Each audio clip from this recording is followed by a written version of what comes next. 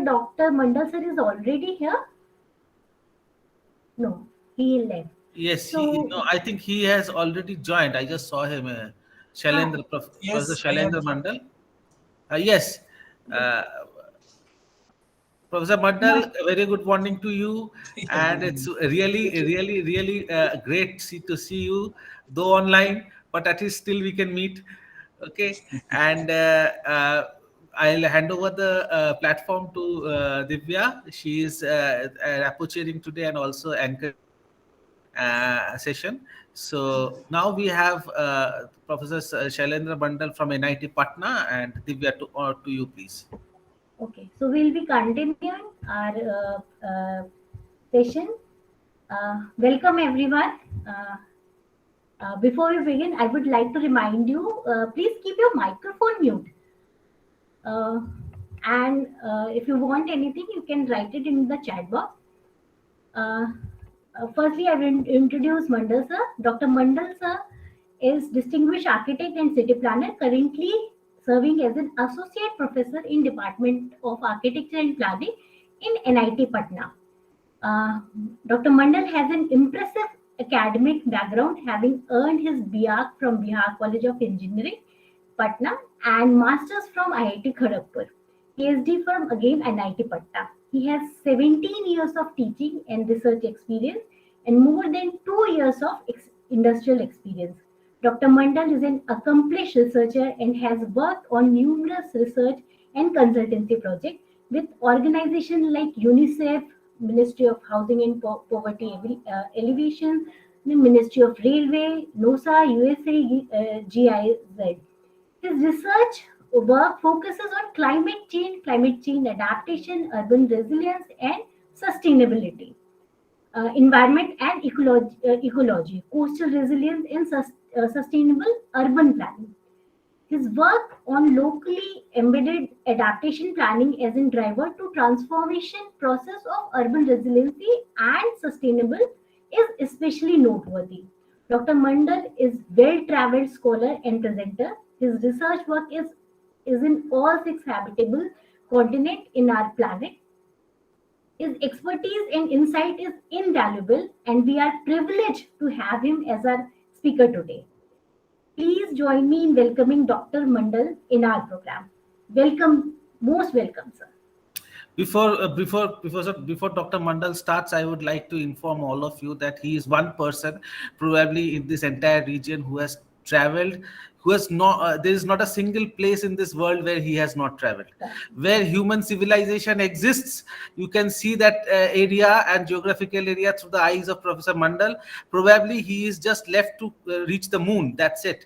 And I mean, I do not know how many passport books and how many visa stampings he has out of 475 countries. Probably he has visited all the countries which are there along, and that's not a tourist visa. Let me tell you, they are all academic visas. So it is something you have an extensive background of this person. So thank you, sir. Thank you for giving your time and joining us. I'll hand over the platform to you for further your presentation and discussion with the candidates. Uh, thank you, everyone. And my voice is audible. Yes, you're audible and Yes, visible yes. to us. So, just at a lighter note, since we have not met physically, the Professor Subrajit has taken advantage to just ragged me online. So I'm not like that, but I just uh, tried to cover a couple of places through the research. And thank you for inviting me to this FDP program. And thank you if I don't know whether Joydeep Datta sir is here or not. If he is here, Your sir, guru is here. Your guru is here. sir, it was a pleasure to listen to you for a long time. And let me honestly confess here, you have touched me, and you have a person you influenced me to go into the research. So whatever I'm today, all because of you. So it's a high regards to you, sir. Thank you. Thank you. So shall I share my screen? Yes, sir. Yes, sir, Yes, please. yes, sir, please.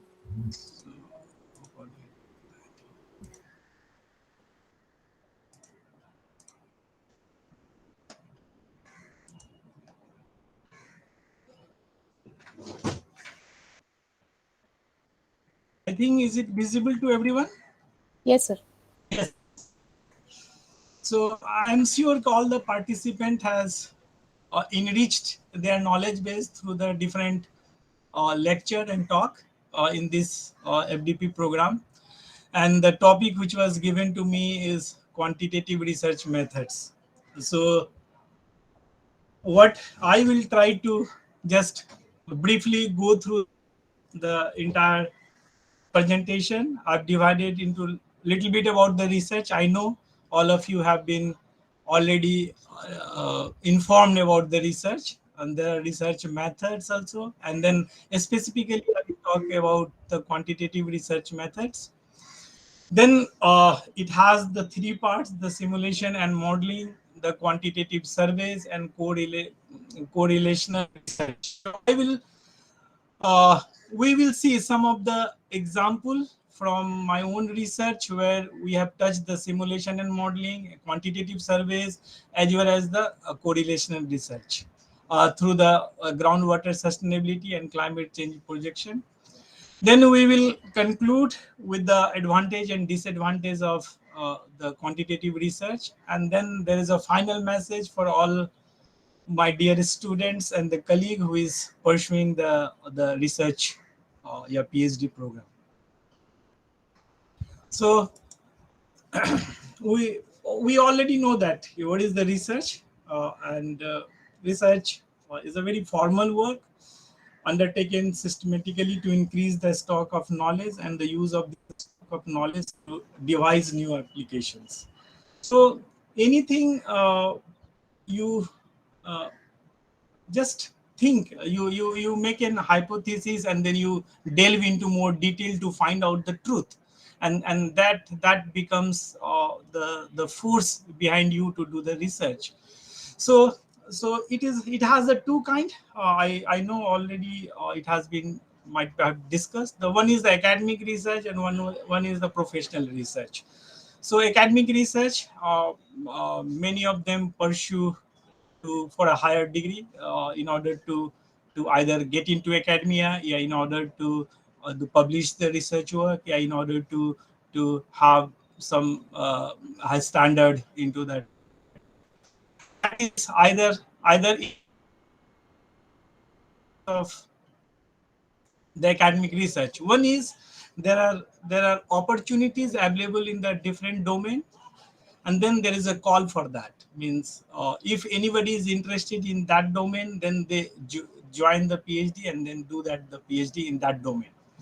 There are other options grossly available in most of the Indian the higher learning institutions. Like when you get selected, then you have a uh, option to choose, okay, what in which area you will be doing the research. You have enough time to frame your research question and then frame your the aim, objective, and other things. So there are two things. One is your own research,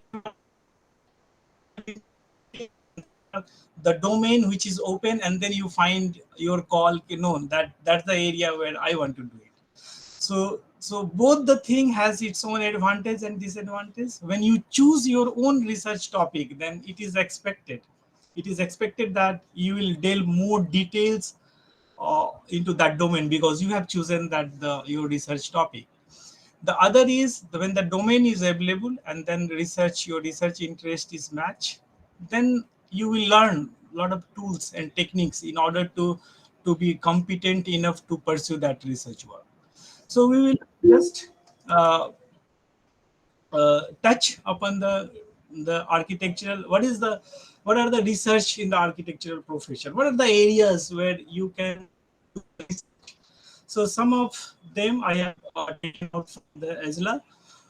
That's the history and theory. There's the architectural history, styles, the preservation, what are the theories and all. You can do this.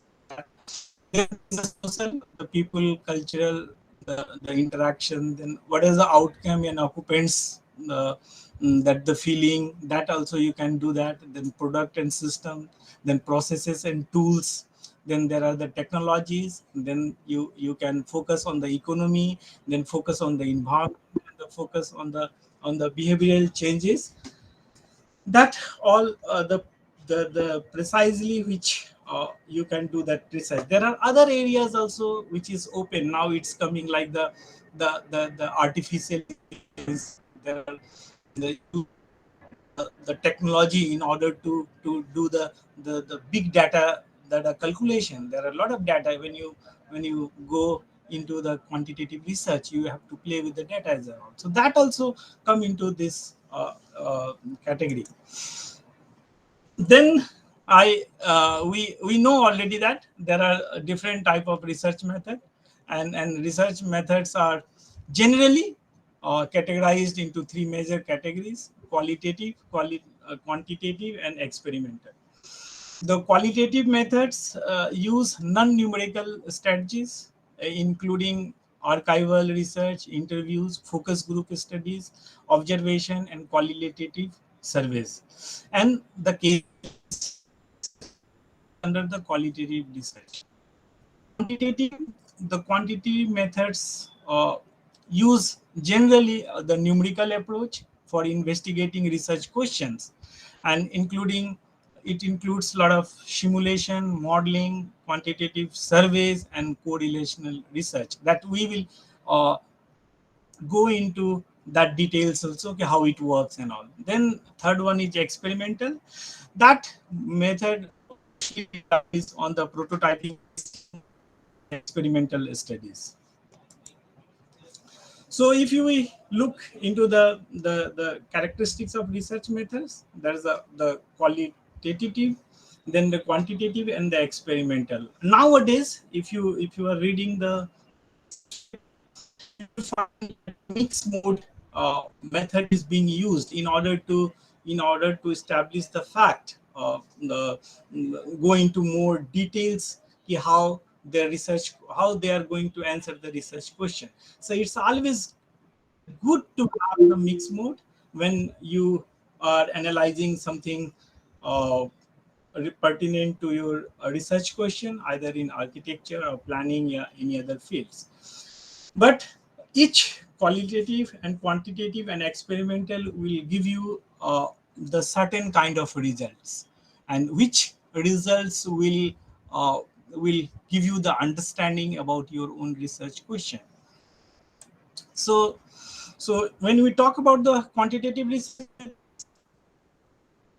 I have already mentioned, like, the it used to obtain numerical data to investigate a specific research questions and test hypotheses, typically focus on environmental, technology, economic, and performance aspects of architectural research. Quantitative methods use some form of measurement to investigate certain phenomena and can be replicated into the different areas, yeah, different part with the site specific, some of the parameters, some of the indicator which you need to incorporate into this. We'll see that. We'll see how this can be modified based on the requirement of your own research. So research methods mainly is having the and correlation research. If you come into the simulation and modeling, just we are going through the theoretical. We look into the how the modeling works. We have having the examples of this also in our presentation. So generally what happens, what are the data sources? Use model of real world phenomena to investigate performance, behavior, and interaction through simulation. And mostly simulation rely on computer generated models. Either there are different kind of models. There are the computer, general computer also runs model. There are supercomputer also runs model. It also depends on the how finer grid data you are going to take. If your data is very fine, then you may need the higher the power computer in order to simulate that. It can be used a variety of research topic in architectural research, like the building systems, the energy efficiency, materials, daylight, fire, airflow, etc. And let me remind you also, earlier the energy efficiency was the first thing which came into the architectural research in around 1980s and 70s, when the people started thinking about how we can save the energy, how the material plays an important role, how the climatic elements plays an important role, how the interaction between the building envelope and then the other climatic elements interacts, how correlated they are and all. We'll see that. The scale of simulation is wide ranging, from single building system to a building to multiple building, a district or in urban areas. So we can have a simulation of one unit, and even we can simulate the entire city also. So it depends on the what is the our research question and how we are going to address that. It also depends on the type of simulation study and utilized simulation tool. There are various simulation tools. It is the statistical tool designed to perform the all analysis. We will see that also. The simulation tools are wide ranging, include publicly available software programs, commercial programs, and custom modeling tools also. Sometime you may need the little bit of modification in the model in order to find your own specific result. That we'll discuss in our example, how that modification worked. We needed some different data and how that the simulation helped in the research to find out that data. Then what are the analysis procedures? The collected data from simulation are always quantitative. It will give you in the very quantitative form.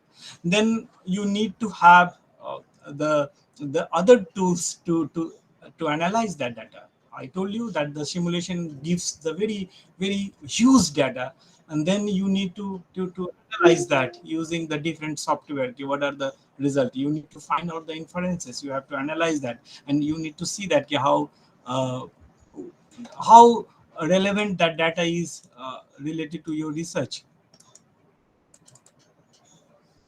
Then results are best presented in graphical format in order to make them make everyone understand, easy to understand, because when you talk in terms of the big data, so only the one group of the people, suppose uh, if you are talking about the climate data, so probably the climate scientist will understand the climate data, and that data cannot be understood very easily by an architect, by city planner, by the city manager, by environmental planner.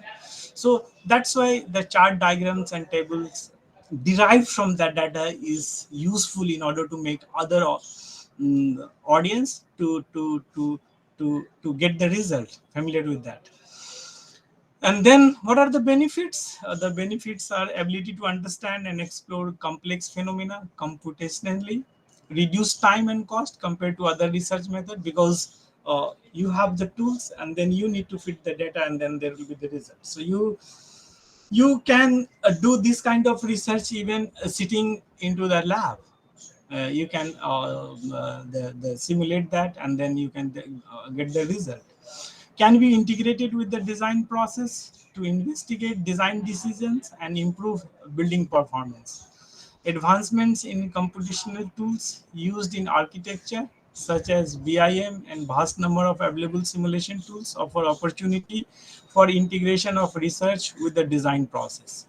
So these are the benefits, but there are the limitation also in this kind of procedural, like the limitation of simulation tools.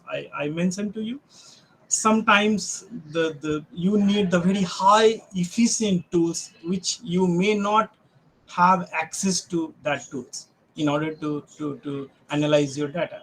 So that is the kind of the constraint, but I would say it's not a constraint. You take it as an opportunity to look, yeah, to work in the different lab to find out your own to analyze your data. Then accuracy, uncertainty, and validity of simulation tools may be a problematic, and some simulation tools are very complex. Most require a specialized knowledge. So always you keep in mind when you are going for the quantitative research method, it may so happen if the tools which you are going to use, its tool basically is the domain of the other researcher. Then you need to delve into that subject. You need to learn. At least you need to learn in order to analyze the data in your research. So that things are expected from all the researcher to learn the tools and techniques from uh, the other lab, yeah, other domains specialization.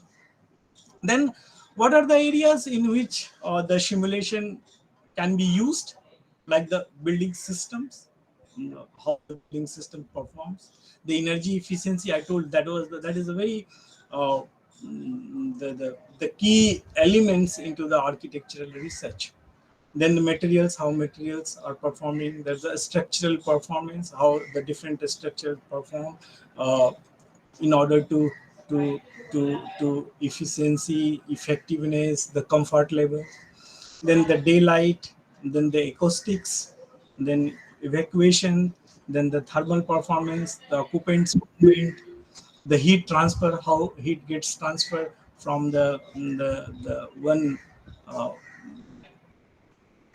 one sphere to the other sphere, or the through the building envelope, how it transferred to the outer environment and the inner environment. Then the thermal comfort, and I am sure many of you are working in these areas: the airflow, the moisture transport, and the fire. There are other also which can be incorporated into that the simulation tools.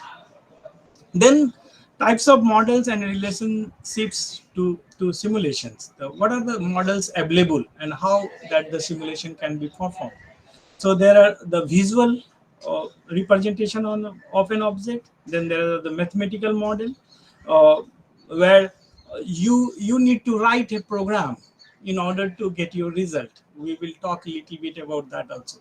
Then the computational uses computational models to represent physical system behavior or interaction. And you know already that now that the IPCC result has they had published the AR6, and they use the huge computational model in order to forecast what will be the future scenario when this situation prevails, when the more stress is induced, then what will be the other likely scenario. So it all depends on the what are your research question, and which are the tools will be useful for your research question. So that is again the challenge in order to choose the tools. Then we look into the building information modeling, and I'm sure many of the participant having the background of architecture or planning are aware of this one. One is the building information modeling, and there is a non-BIM model also. So BIM based will use the BIM design tools, simulation, and then it will give you that result. You can see that when you changes something, what will be the result, how much the energy is being saved, how much, what are the materials properties, how material properties behaviors based on the different uh, time and date of that. And then the non-BIM is the BIM design tool and the simulation tool. Then you need to write your own tool in order to get into your own result. So how you will how you will pursue towards the simulation and modeling research? Then this is the kind of the procedural, standard procedural we all researcher uh, generally follows. like the goals. What are the goals? Determine objectives of the study and the research question. That's a very, very basic and very pertinent steps in order to way forward in your own research. The more clear in your research question and objectives, I'm sure then your path would be very easy to choose which tools would be useful for your research question, which the methods would be useful for your research methods. So that choose your research questions and objectives very well in order to go into more details and the right tools, finding out the right tools in order to do that. Then study setup. You will need to do the study setup, like identify ideal characteristics of case studies based on research objectives and question. Then you need to determine how many case studies will be collected. Then you need to also determine what type of data will be collected and how data will be collected. Sometimes that also becomes the challenge, especially where the data is not readily available. And I will give you the example. The data was difficult to get the data, and then you need to approach the different organization in order to get the data. The same data uh, is available with the other organization, but the organization which may responsible for that data is not able to share that. Then the data collection, how data will be collected, that also is a uh, is a research procedural. Okay, how you are going to collect the data? Is a primary data? Yeah, is a secondary data? How if you are relying on the secondary data, how good that secondary data is? Then you need to choose that. And sometimes what happens, if when you analyze the data, you will find lot of seeing the data, you can see that there are the gap which has not been filled with the proper data input. So you need to remove that also. We'll talk a little bit about that also. Then develop graphical representations of the case studies, photo, drawing, diagram, etc. Then comes into the data analysis. Analyze collected data, interpret collected data based on the objective and goals of the research. Then determine how data will be represented. It will be written analysis and the graphically. So mostly it is encouraged to the researcher. If your analyzed data is being shown graphically, then it's easy to understand through the different audience, because when you are doing the research, you are not particularly doing the research of the one category that the architect only will understand. It may so happen that your research will be useful for the other branch of the engineering, other branch of the information technology, other branch of the climate scientist, other branch of the geographer. So that's why it is being encouraged. If you have the graphical representation of the data, then it's good to have that. Then coming to the second one, the quantitative surveys.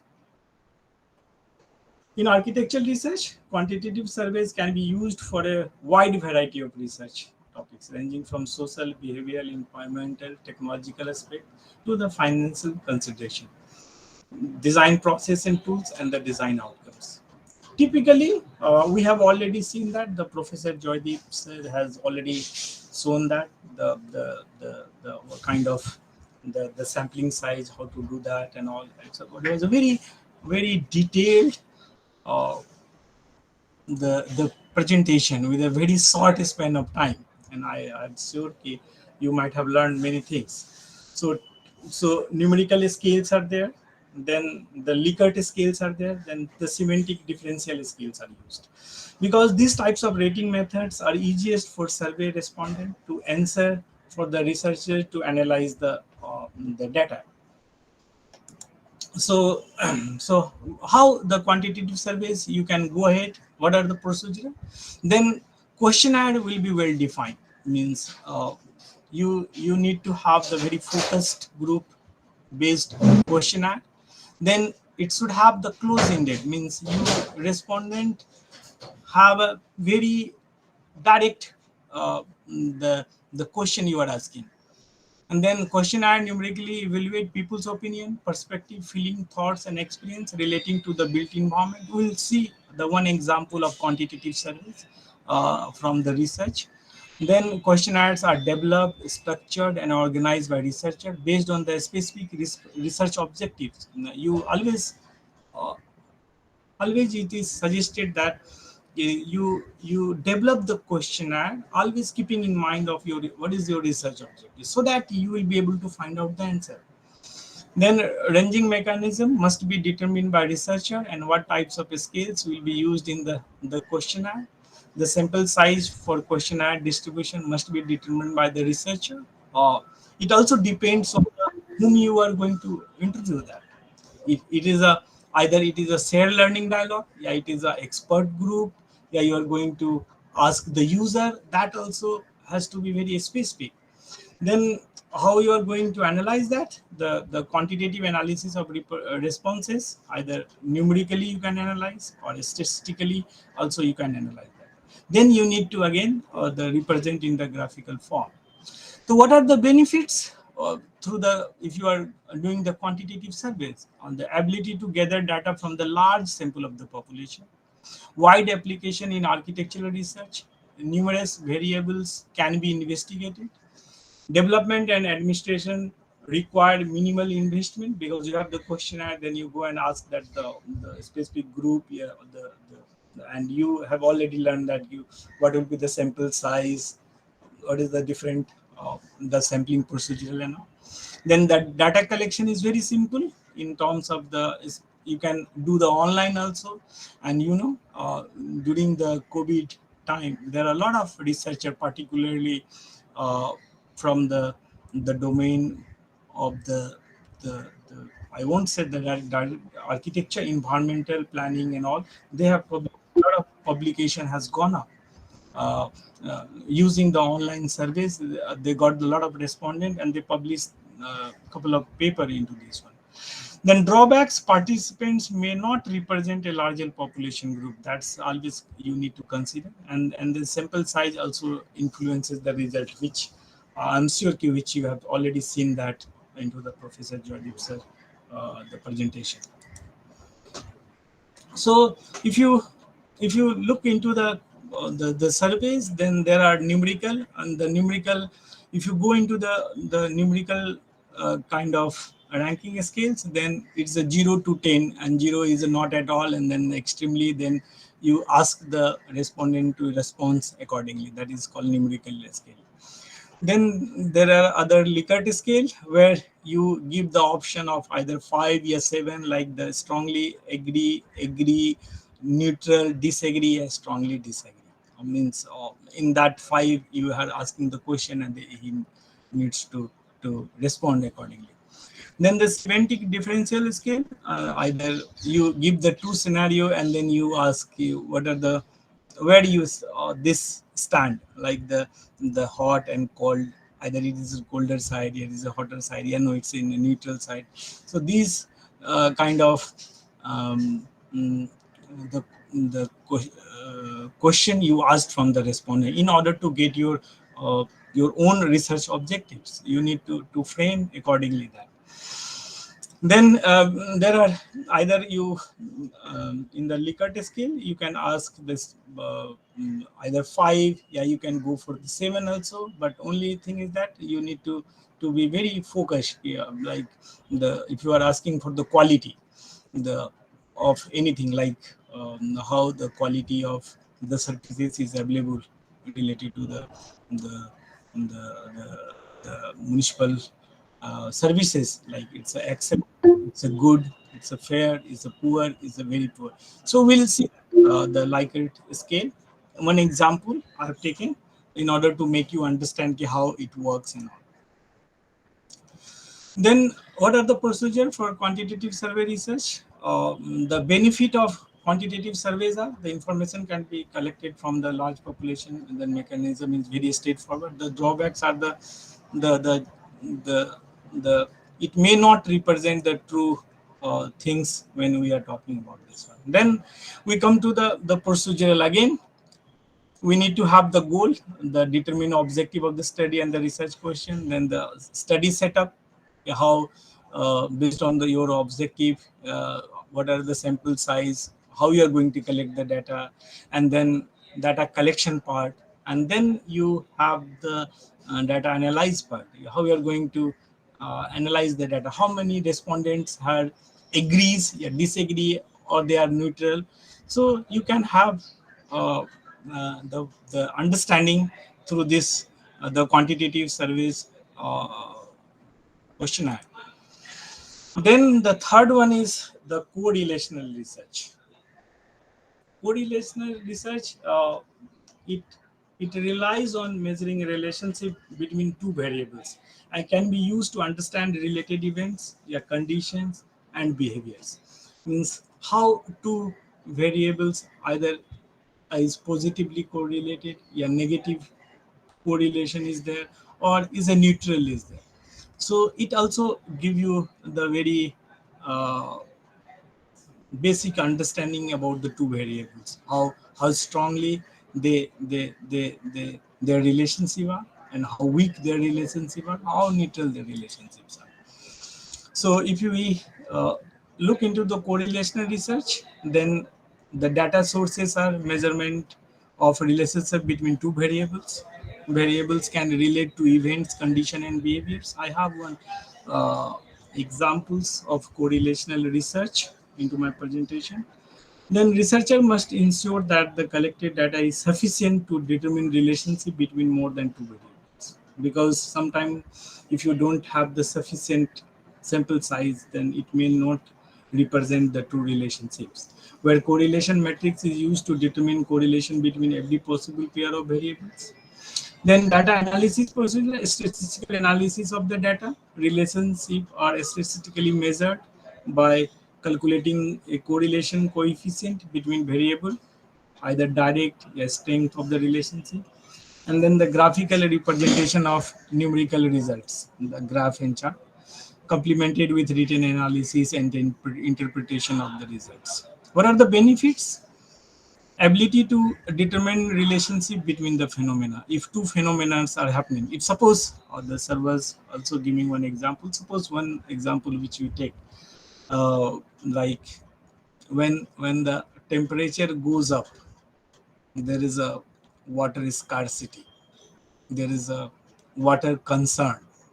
So either people uses more water, yeah, water availability, whatever water available, due to evaporation, that there is storage is going down. So it has a very strong relationship into this one.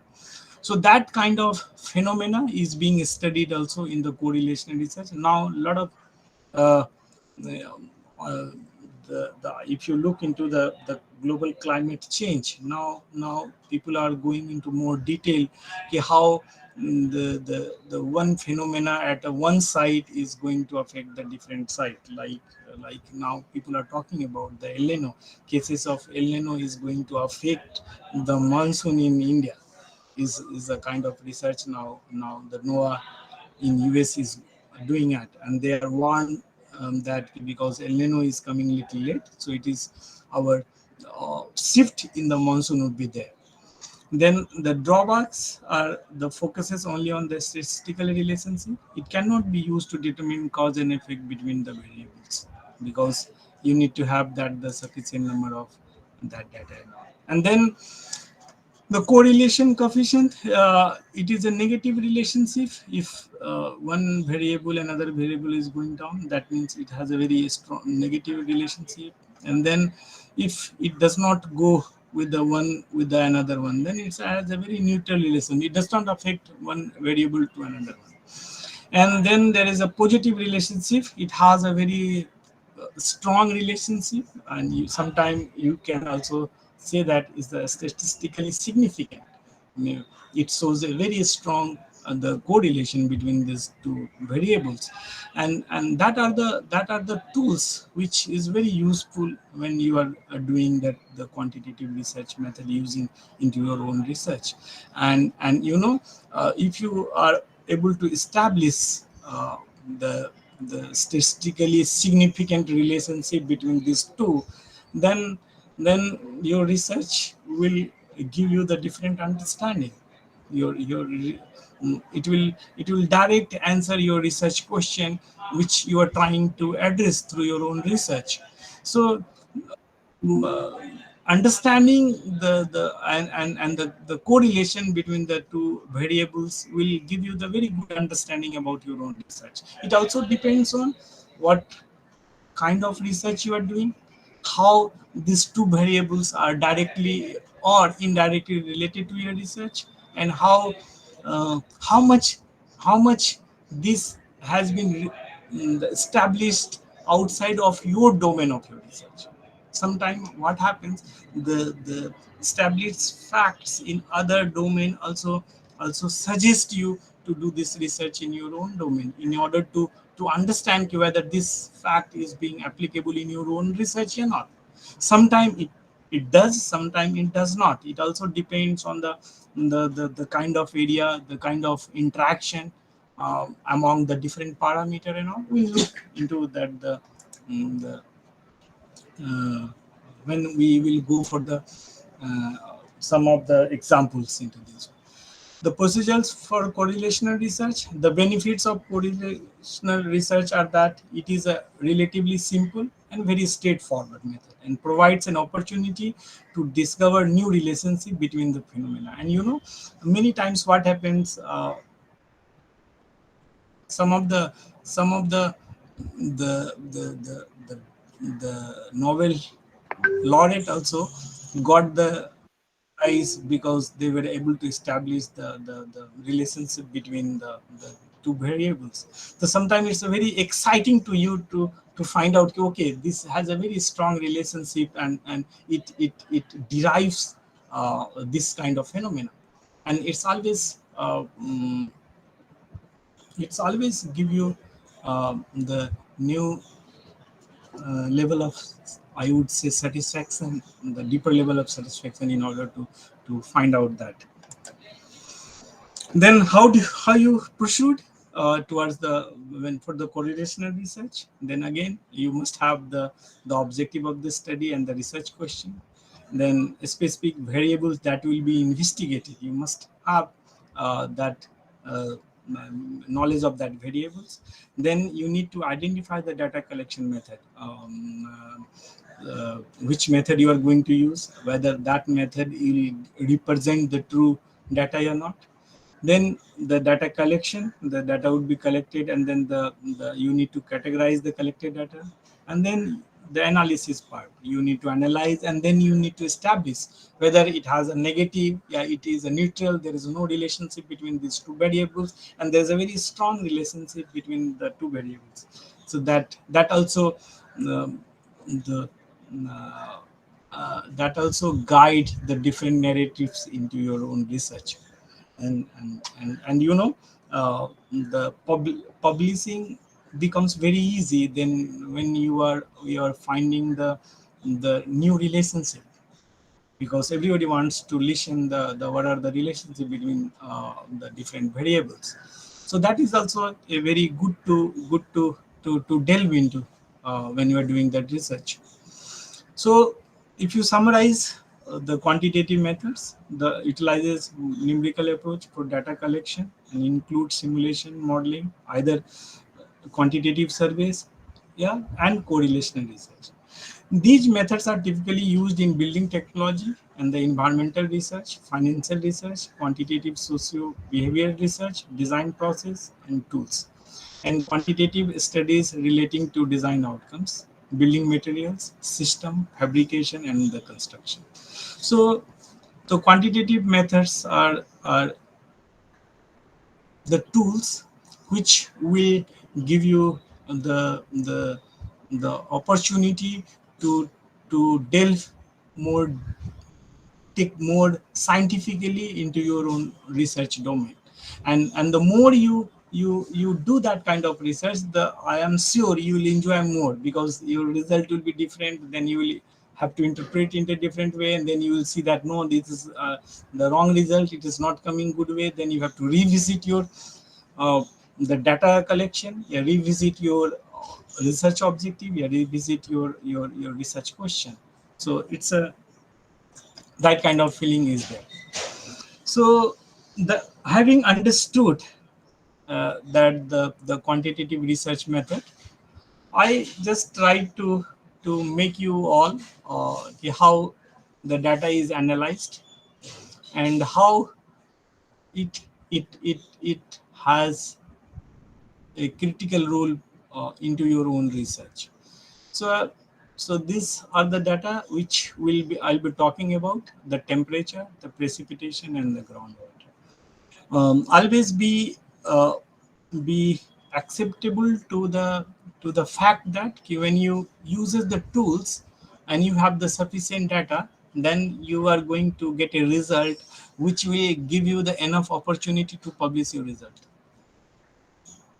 because everybody wants to listen the new result.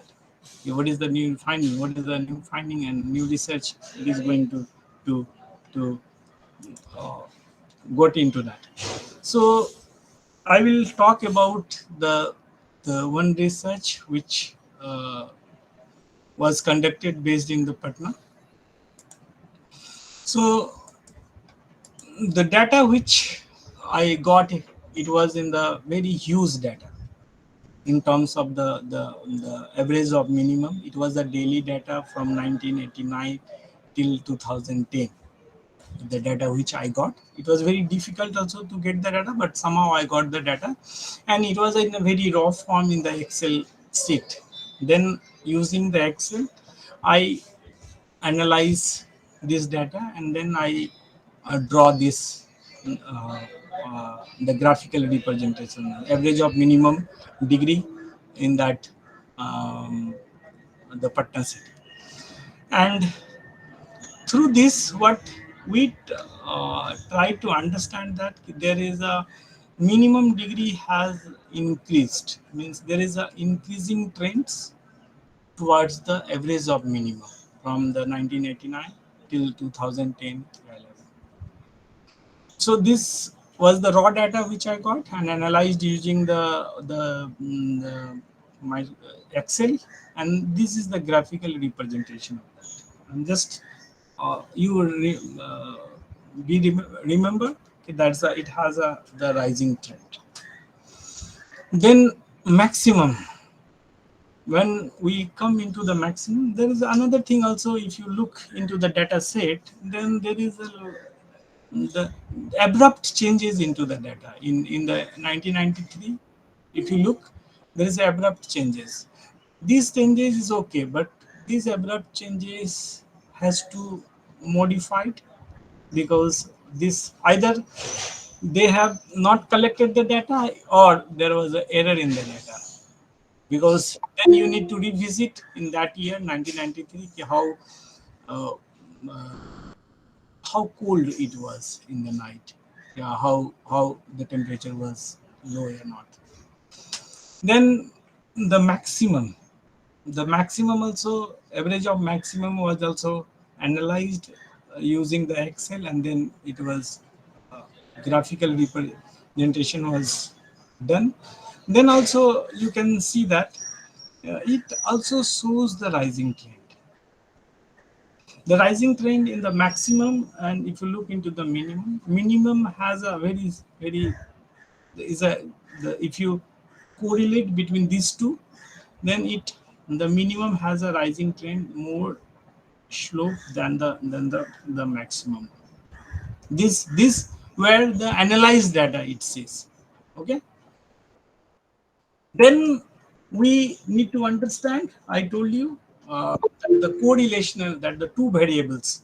If you have a two variables, and then you need to establish the fact. Here you can see that the two variables is the population and then the average of minimum, and these two are showing the rising trend.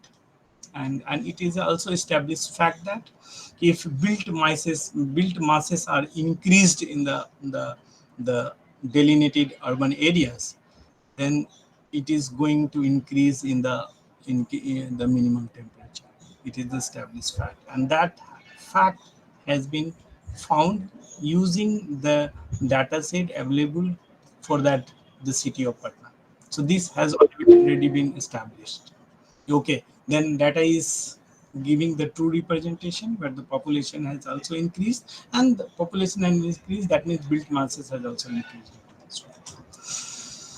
Then coming to the total precipitation in seasons, you look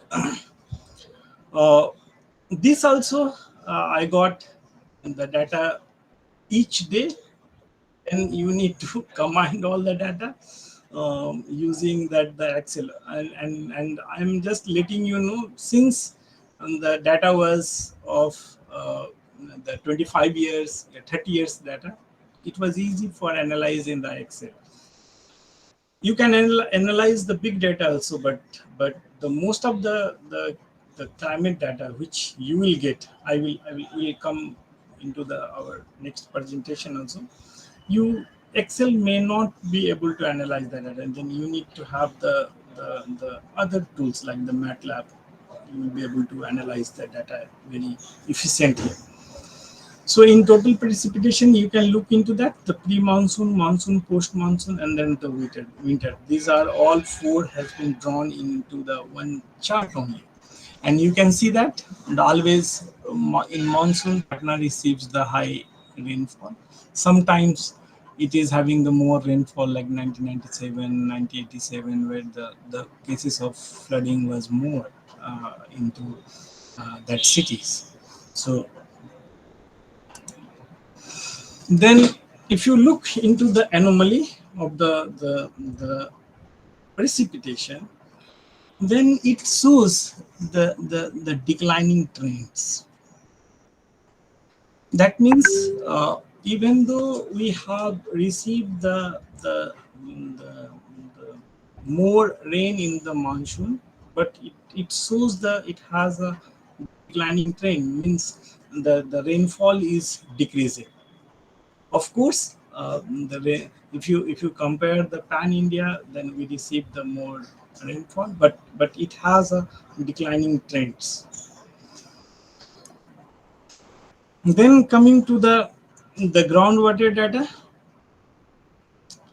ground May we have taken, and then the November we have taken. May means the pre-monsoon, November is the post-monsoon. The pre-monsoon, it has a declining trend because Patna is among the cities in India which uses the groundwater for everything, for the commercial, for the residents, and every uses of water. There we are using the groundwater. We are not able to tap the surface water, which is very easily available in case of Patna. That is a different uh, study, different case. But here we need to understand. After analyzing, we saw that the post-monsoon is having the rising trend, and the pre-monsoon is having the declining trend. Then we look into that the secondary sources, what data are available. Then the data which was available in case of Patna was the piezometric level. Piezometric level, the groundwater level where the actual pressure comes, and then the water table shows that whatever the water table is there. It also shows the declining trend, and it is a really concern because when your groundwater is being recharged through the different tributaries, and still your groundwater is going at a lower level, then it's a really concern. Why groundwater is declining in that level? Of course, the uses, because of the population, the different uses. There are a lot of things which we'll discuss in our presentation, next presentation. So long-term water level trend from well stepping top aquifer zone at Patna city is also showing the declining trend. That means overall the groundwater is declining in that cities, and now Central Groundwater Board also studied that, and they said that it is having the declining trend. And if you visualize the aquifer system around the city, it was a visualization done in 2013 and 14. Now it is more than that. So it's a series of the the the tube wells goes into the deeper aquifer in order to tap that. So looking into the the analyzed data, and then the knowing the cities, the issues came like the lack of effective regulation of water quality, lack of monitoring and regulation related to groundwater use and extraction, declining groundwater levels, increasing use of energy, and then the absence of association, because there is no one talks about the why this water table is going down, and there is no the people perception towards this. These were the key issues. Then what we tried to do that, we tried to measure the groundwater system using the groundwater sustainability framework, which was given by the Valent and Spenberg in 2000, that address social, environmental, mutual trust, economic, and institutional dimensions. So if you look into the groundwater, the sustainability, that the framework, it has a 5 broad area: environmental, social, economic, mutual trust, and institutional. Means we need to analyze each part, and then we need to say that how the sustainable the groundwater practices into it. So when we are talking about the environmental, the groundwater monitoring, the social, that how public participate in order to save the groundwater, yeah, in order to recharge the groundwater, yeah, in order to be aware about the groundwater is a very valuable resources, very easily available to us. It is not the case of the many cities around the world, and the good example is the Cape Town. Cape Town was the tapped dry because the water was not available, and the in India, Bangalore was the city, was the concern that Bangalore may face that kind of situation. Then economy, regulatory intervention, yeah, how the regulatory intervention effectively and efficiently look into the groundwater sustainability. The mutual trust, how the society interacts with the natural resources, and how society interacts with the governance structure in Patna in order to take care of the groundwater sustainability. And then the institutional responsibility, how the institution take that responsibility. So it has the component that, like which I mentioned, these are the component, the 5 component, and then we have the indicators like the groundwater level, the groundwater extraction, groundwater quality, land subsidence, and effect of climate change. This has been incorporated into this study, since we were studying about how climate change affect the water availability in the urban areas. So this indicator has been incorporated into this one. So groundwater monitoring was the what about the understanding of the groundwater availability and anthropogenic effects on the groundwater resources. It helps to protect the groundwater. So these are the indicators which is being used in order to utilize the groundwater sustainability. Now, knowledge generation and dissemination. Knowledge generation, the data, the how data is being credited, and then the systematic management is being done. The provision of the knowledge integration and dissemination is being done. So this knowledge generation and dissemination helps to facilitate the groundwater resources regulation, planning and management, and it also helps in building the mutual trust among the stakeholders to achieve the goal of sustainability. So this was the second component. Then the third one was the regulatory intervention, the groundwater rights.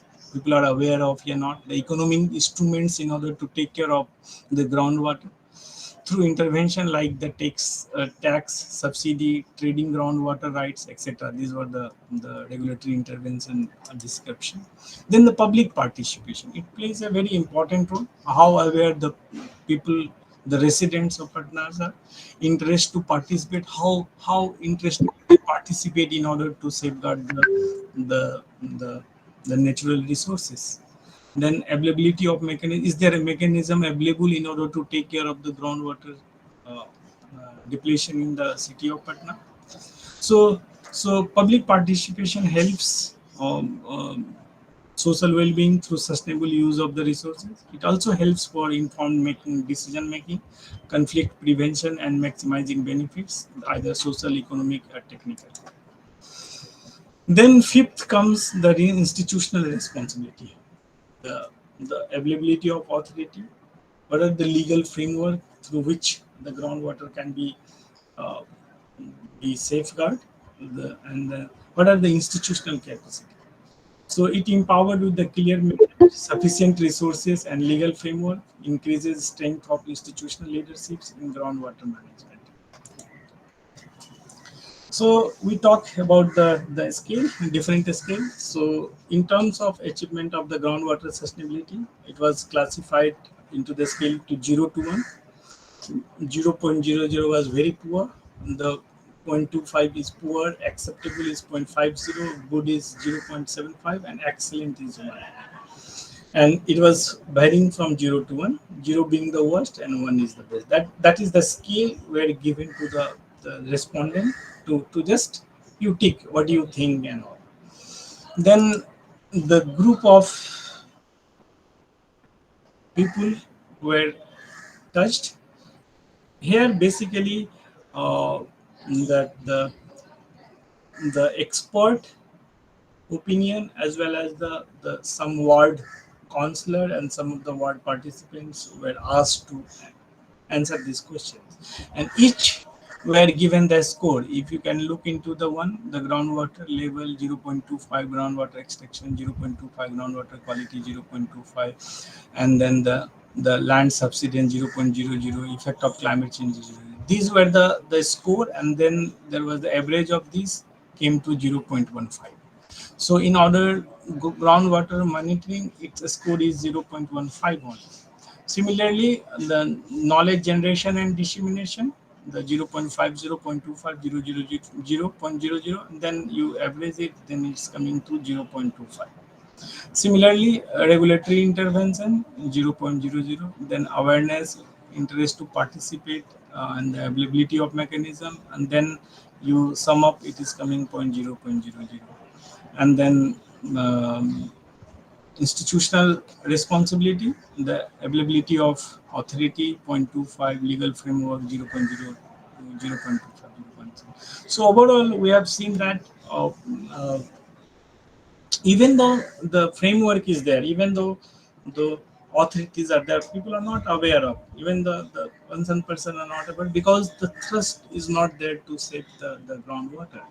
That kind of awareness is not there, and that is reflected when we quantitatively analyze this understanding, because we have seen already that the key issues after going through the analyzed data and this one, then we uses that the sustainability indicator in order to find out the quantitatively how the sustainable the practices is. So the value came, if you average all this, then it's coming 0.11. It's poor, it's not good. It's a 0 to 1 scale, it is not good. So if you draw that chart, then it is showing that the 0.11, so it is not good in order to have the groundwater sustainability index parameter. So these were the finding, and then these findings were cross verified with the documents available with the urban local body.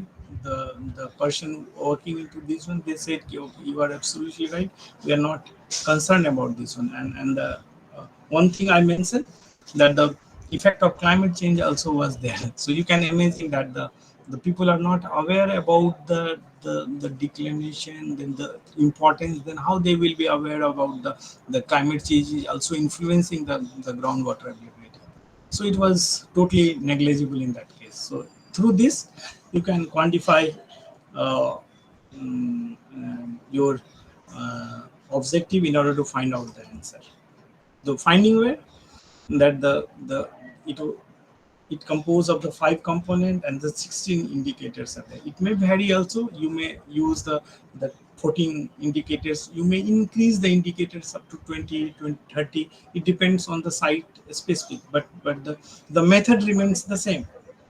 The monitoring is inadequate. That was the result. Through the result which we have found, data quality, storage, and dissemination aspects are very poor in practice, because we don't disseminate that kind of knowledge to the people. Aquifers are being mined faster than being recharged. That is a serious concern, because it should be at an equal level, or it should be recharged more, and then you are mining less. That is the sustainable practices. It also reflects the need of significant attention to strengthen the sustainability infrastructures and subsequent achieve the goal of the groundwater system. So these kind of the quantitative the method you can use in order to find out your own research objective. The second example was the future climate projection. Look, when we talk about the climate projection, it's always very, people are very uh, skeptical in order to how much and how long. This is the kind of question people are very uh, mm, cautious in order to tell that how much climate projections and all that. And there are, you can see that there are different kind of model which is being used in order to forecast which model will, and different models gives the different forecast. And then how will you find that which model, simulation model, is good for your own study? That was the challenge in the way back in 2011 and 12. That was the case when the very few the person having the background of the architecture and planning was looking into the climate data and all. So it was a very challenging task when I was involved into the climate studies. Then the one problem was the projection, and the other problem was like the scenario consideration. What is scenario consideration? Look, if I'm not aware of how many of you have gone through the IPCC report. If you have not gone through that, just to make you understand, IPCC report gives you the different scenario. Means it says as usual scenario. It says when the development goes very fast, then what will be the scenario? When it says the development is not going even at the pace which is going right now, so it goes into the different scenario. And because it leads to the different emission scenario. When the rapid development is there, then the emission will be very high. When the as usual is there, the emission will be low. So in order to delve into this one, gone through the very different literature and all, because I was taking the case of study of the Patna. And Patna was not seeing at that point of time the very high rapid expansion. It was always good to take the middle of the road emission scenario in case of the Patna. If you need to choose any city which is going very rapidly, then you need to choose the high emission scenario in order to see that what will be the climate change into that cities. Then the two question came in that mind in our the research pursuit, like the climate models. That is again I'm not the climate scientist. I'm not studied climate model at all. Then I need to run the climate model in order to find out the climate projection. That was the big challenge for me. And then there was the vulnerability assessment. If we know the true projection, then it is easy to find out the vulnerability assessment. If our projection is not true, then it's very difficult to find out the vulnerability hotspot. So that kind of challenges was in front of me. Then I looked into the, I thought, okay, looked into the different kind of model which was available at that point of time. Right now, the more model has been added. In order to make you understand, I have jotted down a couple of things. There are more than 40-50 models that time were there. Now the 60-65 models are there. So these are the kind of model which simulate the real world scenario and then project what will be the future projection and all. So if you look into that, these all, then come the global circulation model where it runs globally and it forecasts what will be the emission scenario globally. Then regional circulation model, which says in the region, like if you take the India's case, the South Asian region projection, what will be the case. And then come to the downscaling model. What is the downscaling model? Downscaling model was the global model, and then you downscale to the area where you want to stay. So at that point of time, when I was doing this kind of research, it was very difficult for me to find out the person who will downscale the model and then take the data for the study which I was conducting in case of the Patna. Then there is the ICRC Codex. Anyone, if you are interested into the climate modeling and all, then this is the now is easily available and it's easy to use, the ICRC Codex. ICRC Codex is the regional climate data which is readily available for the researcher to use in their own study. So these were the models, and I was confused which model will give the different results and all. And for your kind information, just letting you know that Kerala was having the very big flood.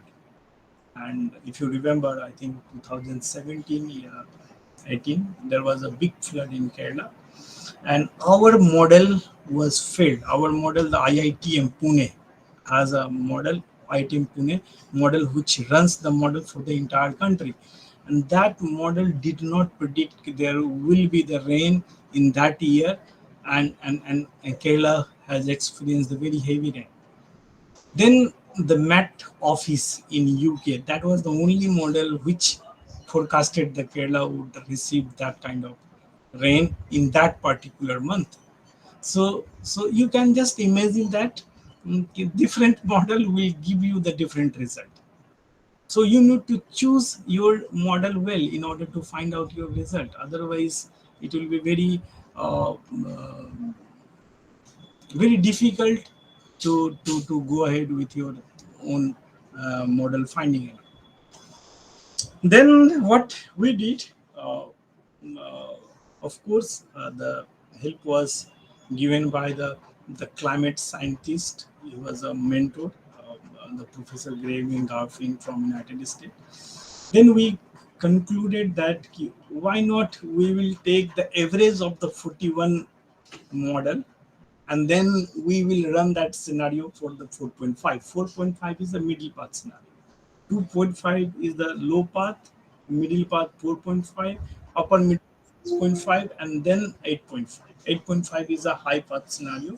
Generally, the bigger cities which gets a lot of investment, it's considering the 8.5 scenario. So in our case, that was the understanding. Taking one model might not be good because there was no such model running in India for the Patna. I was not able to find any model which was designed for run for the one particular city.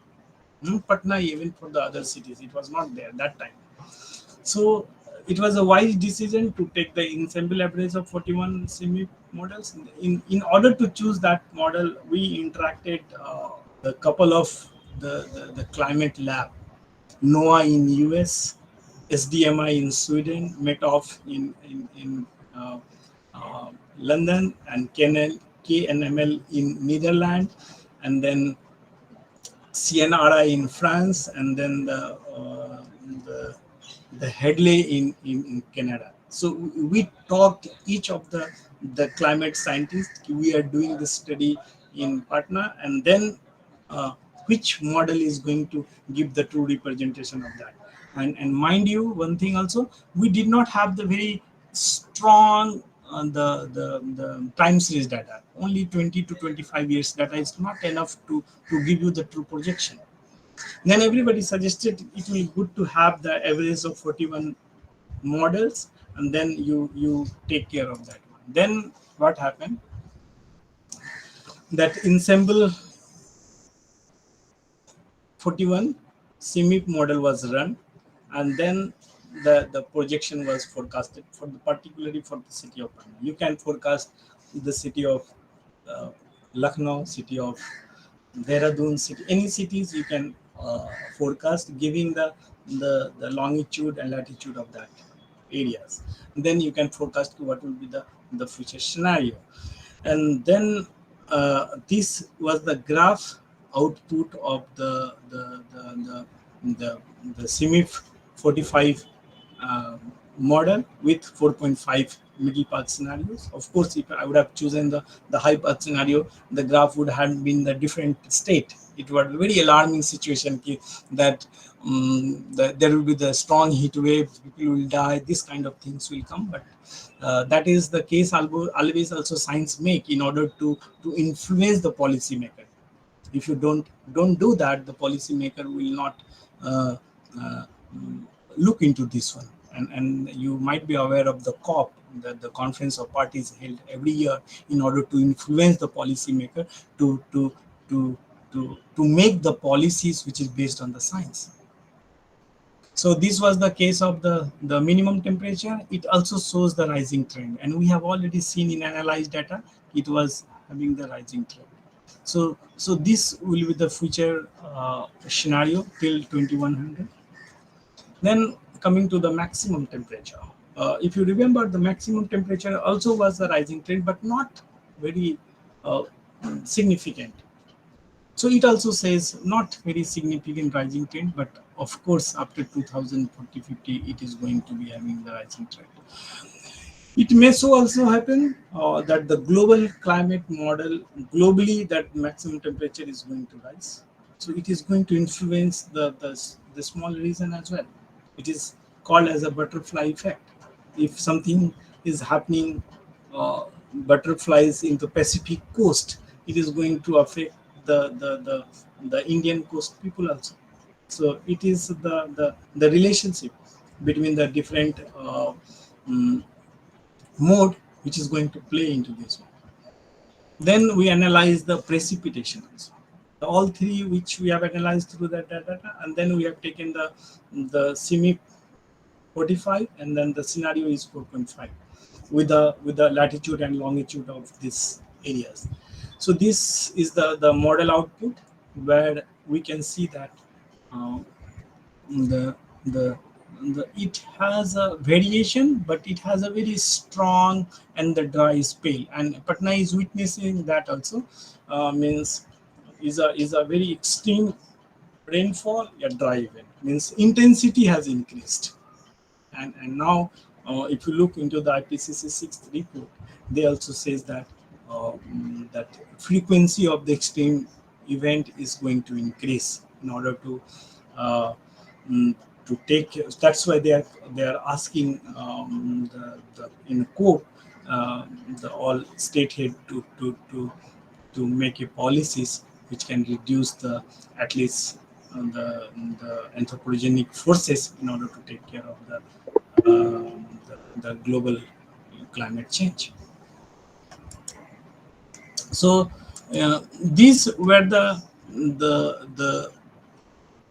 model simulation work which has been done into this one. That was at that point of time, it was very difficult for me. Let me very honestly confess in front of all of the researcher scholars and colleagues that it's good also to venture into the new domain and learn the new things.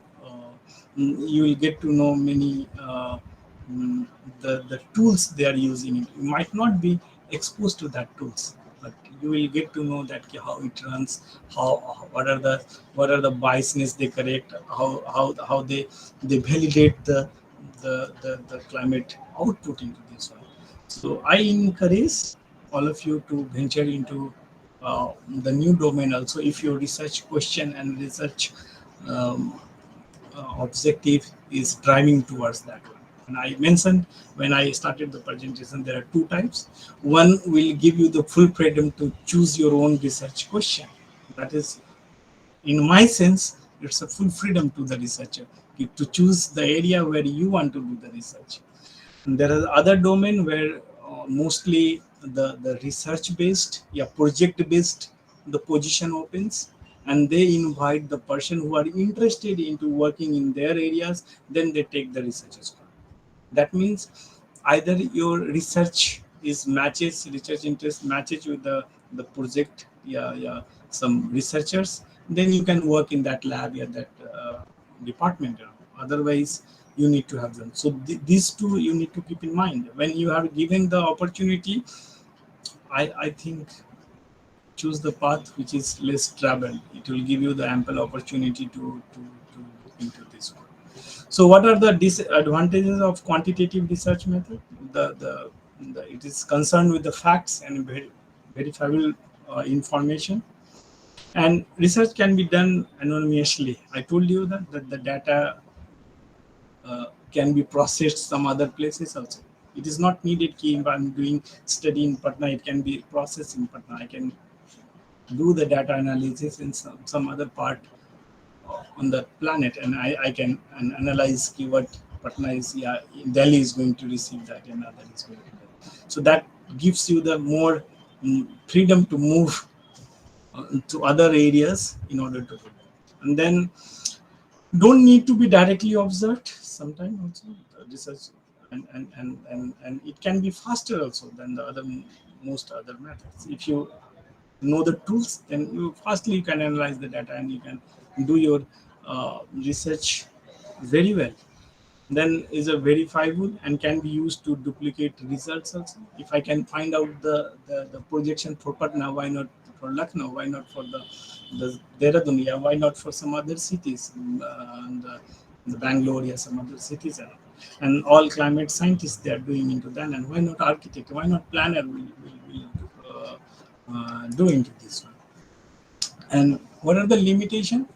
Limited to numbers and figures. Testing models are more difficult to create. I mentioned to you, it's sometimes if you don't have uh, the that domain knowledge, then it becomes very difficult to create that model in order to run that. Test can be intentionally manipulative, can manipulate also intentionally. Results are open to subjective interpretation also, because this is the new, you will be using the tools. So sometimes subjective interpretation also comes, usually more expensive than other forms of testing, because if you don't have access to um, the lab which has the very high form of the software which the computational uh, ability to compute for that the high intense data, then sometimes it becomes difficult also. So the final message to all the participants, like, the solve the problem or leave the problem. Do not live with the problem. The concern here I want to give it to all the participants is always use full to ask for help. That's my key learning. What I learned, even though I was not from the climate scientist, I was trained as an architect and urban planner, but I ventured into the climate science. What helped me, I always ask for help. I used to write to the person who was running the HDMI model, who was running the METOF, which were running the Headley, which were running the KNLM, which were running the NOAA. I wrote, and believe me, people in the research world wants to help other researcher. because uh, that is the mutual trust. So I strongly encourage all the participants whoever are working in the different domain or different the the things. If you don't know, it's better to ask for help. And believe me, people are willing to help you. Uh, if they don't have time, they will ask someone to help you, but they will respond because you are working into the area. He might be interested, but he does not have a time to look into that. So he'll help you to get the finding into this one. So that is the message which I wanted to give it to all of you. So with this, I think, don't know what is the time. I think 6 minutes before I just conclude. We are right in time. Yes. We are right in time, Professor. Thank you so much. Thank you. Wonderful, wonderful presentation. And that is specifically why I wanted to get you in this FTP, to let people know how architects and urban planners also can intervene into scientific and other fields in correlated fields, which is because research always, I also feel, is we all know that it's multidisciplinary. It is never this thing. So So, we put up our hands, generally seeing certain equational models, certain equations, mathematics, but that is not the case. I mean, people are always there to help you. People are always there to, because they are also with the academic mind and academic research set of mind. So now I would request the Divya to kindly open the platform for questions. Yes, yes. Thank you so much, sir, for such an elaborate presentation thank you. on quantitative method with an extensive example to easily understand the procedure. So now the session is open for the question. If you all have any doubt or query, Yes, you all can ask. and I feel will. feel free Yes, to ask the question. It's always good to ask the question. yes, See, if you don't have questions, it means two things: either you have not understood, Understood? Yeah. True. or you have not listened. So yes, either of the two, because somebody who has really gone into the thing will have questions. yes. I think there And is one and hand. I think personally, no question is very foolish in nature. So don't be ashamed of asking the question in a general platform, because any question is a question. It is always, it is all fine. Everything. Nobody in this world is, there knowing everything and sitting here. There's a huge thing. I mean, there is no end to the field of learning and the domain of learning. So questions, yeah, please. I think some Yeah, people have raised yes, hands. Yes, yes. yes. Shreya Agrawal has raised. Shreya, you can unmute yourself and ask the question. Thank you so much, sir. I was only looking after this type of presentation from all the research. Actually, I got stuck in this part only, and I was looking for such simultation and correlation methods, like how to proceed with further research. So my question is very vast, actually. So the first thing, sir, can I get your phone number or appointment with you for 5 minutes? Why not? Feel Uh, free. Feel free. I think how I don't know how I share the phone number in the chat. You can send in the chart, or we can also share it with your kind I permission. don't know. You are free to share my phone number as well as my email ID to each of the participants if they are willing to ask any question. If I know, I will be happy to help them. If I don't know, I will connect them with the right person to to clear their doubt. so, sir, that was my only question to Oh, that connect with Fine, fine, Shreya. We will. You can WhatsApp me. I'll share Professor Mondol's email ID and phone number with you, since he has already given permission for the same. So I need not worry. no, no. You are having that freedom. Thank you Yes, so much. Rohit. Yes. Now, Next. Charu, you can unmute and ask the Uh, question. yes, sir. First of all, thank you so much. The explanation was really very vivid. It was all clear.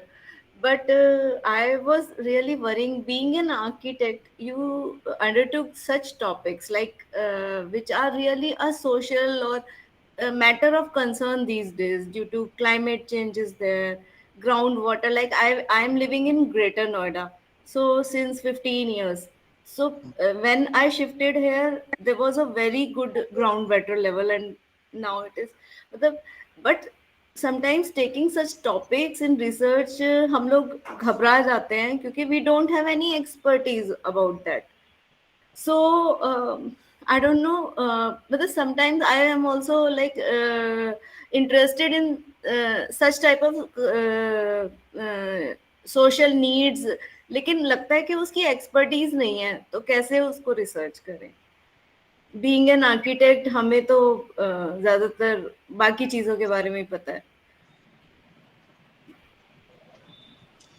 Okay, I think architect Chadu has asked the question, which is having the same question. I would just say that don't be afraid of the research, how we will do and all, because that was the case in my case also, because even my very near and dear professor has suggested don't take this research, it will be different domain and all. But believe me, if you are really interested to do your own research, choose the topic of your interest and work on that. And i'm I am just letting you know, it will give you the plethora of opportunities to learn from the different person, different lab, and it will give you also the opportunity to network and collaborate with that. And just simply I want to mention here that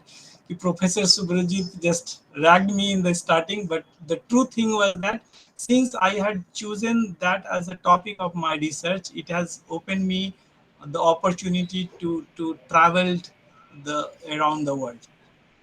That was open me, and I had I, many. I do also have the right to rag you. That is because Yeah, you I are am very your senior. senior. Yes. But the thing is that I did not rag you. I am really proud of you. Wherever I introduce you, Shailendra, I tell you I that am I am probably only the telling. moon is left where he has not gone.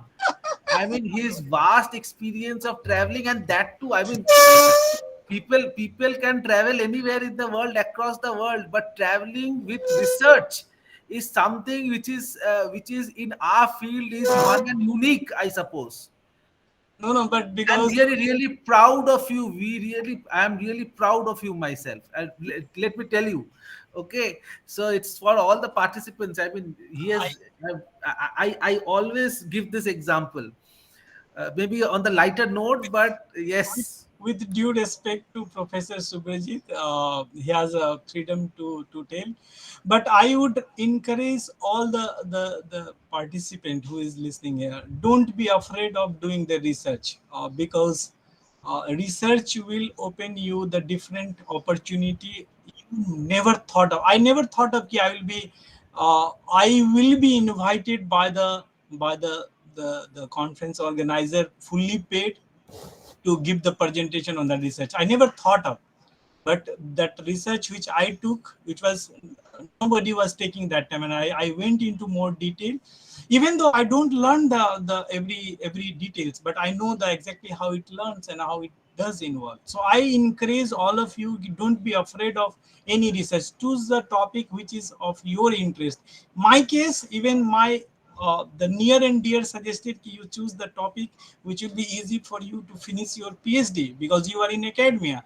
But I went the other way around. I told no, I will choose the topic which is of my interest, and that given me the opportunity to collaborate extensively, to travel extensively, and then I have a network of person who, if I need any help, they are willing to help me out. So you take that topic. Don't be afraid what will be the situation, and the help will come. Ask for help. I have taken the help whom I didn't knew that time. I sent an email and he was very willing to help me out. He sent me everything. Okay, you need anything and all. So it's a kind of, and it will open you the lot of the avenues to learn from the other researchers and all. Thank you so much, sir. Thank you. I think there's one more hand raised by architect Ashwini Rawat. Ashwini, you can unmute yourself and ask the question. I am audible? Yes, you are Yes, audible. yes. Okay. Thanks, sir, for very fruitful and thoughtful sessions. Sir, I have a question regarding कि जैसे आपने कहा sir interdisciplinary topics को लेके करने के लिए sir, क्योंकि आप बिलोंग करते हैं एनआईटीज वगैरह के या सेंट्रल आईआईटीज वगैरह में, तो ऐसा फ्लेक्सिबल होता है, but in terms of state concerns के बड़ी दिक्कत आती है इंटरडिसिप्लिनरी टॉपिक्स को चुनते हुए.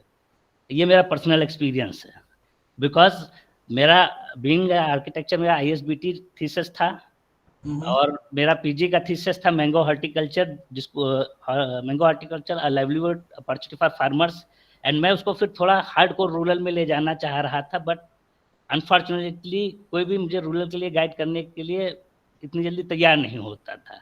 तो अमूमन लोग यही कहते हैं ना, जो धार बह रही है, जो धारा चल रही है, उसके आप चलिए. तो अल्टीमेटली मुझे रूरल से शिफ्ट होना पड़ा पेरी अर्बन पे लिए, क्योंकि जो वर्ड है ना पेरी अर्बन, क्योंकि आदमी डिमांड एंड सप्लाई सारी चीज़ों पे मानता है कि इस हिसाब से चलना है अपने को, जॉब अपॉर्चुनिटीज़ को लेके, सिलेक्शंस के लेके, सारी चीज़ों को लेके.